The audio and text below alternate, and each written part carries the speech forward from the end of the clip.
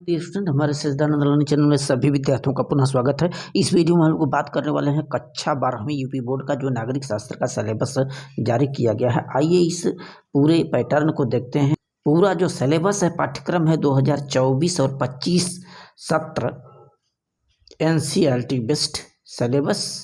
जो भी आपको चैप्टर पढ़ाए जाने हैं इस वर्ष 2024 और 25 में, उन समस्त को आइए हम लोग देख लेते हैं कि कौन से टॉपिक आपको इस वर्ष कवर करना है और आपकी स्ट्रेटजी उसी हिसाब से नागरिक शास्त्र कक्षा 12वीं में क्या होनी चाहिए। यहाँ पर देख लीजिए, पूरे 100 अंक का ये पेपर होता है।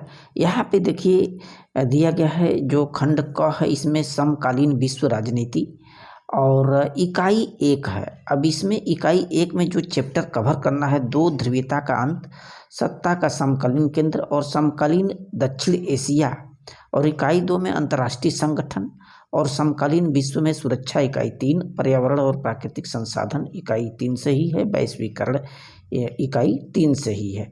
तो ये टोटल अंक विभाजन है अलग अलग चैप्टर वार 50 अंक का। एक खंड क से है। वहीं जब आप देखेंगे खंड ख से, तो खंड ख पर नजर डालिए। इसमें देखिए स्वतंत्र भारत में राजनीति, ये आपका खंड ख, और इसमें इकाई जो 4 है राष्ट्र निर्माण की चुनौतियां, एक दल के प्रभुत्व का दौर और नियोजित विकास की राजनीति। टोटल 16 अंक का ये चैप्टर जो दिए गए हैं।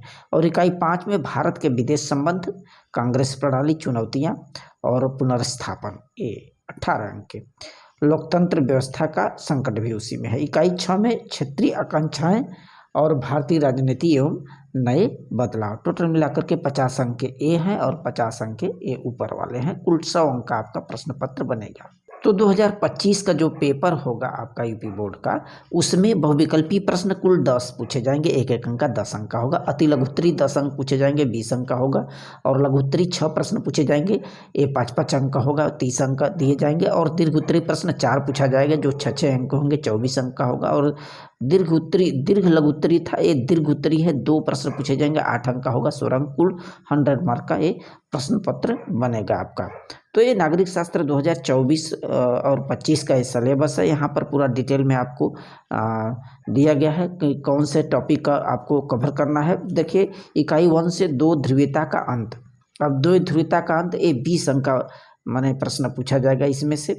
और दूसरा जो है ना, सत्ता के वैकल्पिक केंद्र। अब इसमें निम्न बिंदुओं का स्टडी वार आपको किया जाना है इस सत्र में। और तीसरा समकालीन दक्षिण एशिया, उत्तर शीत युद्ध युग में। अब इसके अंतर्गत ये सब बिंदु आपको कवर करने हैं। और इकाई 2 यहाँ पे देखिए अंतर्राष्ट्रीय संगठन के अंतर्गत ये है, और साथ ही साथ समकालीन विश्व में सुरक्षा। और इकाई 3 से पर्यावरण प्राकृतिक संसाधन के टॉपिक कवर किया जाना है। और वैश्वीकरण। इकाई 4 में राष्ट्र निर्माण की चुनौतियाँ, और इसमें एक दल के प्रभुत्व का दौर और नियोजित विकास की राजनीति कवर किया जाना है। इकाई 5 में भारत का विदेश संबंध और अलग अलग डेट वार दिया गया है। कांग्रेस प्रणाली की चुनौतियां, लोकतांत्रिक व्यवस्था के संकट, ये सब कवर करना है। और इकाई 6 में लास्ट इकाई है 16 अंक का, जो कि पूछा जाएगा क्षेत्रीय आकांक्षाएं और भारतीय राजनीति में नए बदलाव। इन टॉपिकों को इस वर्ष आपको 2025 परीक्षा हेतु कवर किया जाना है। So thanks.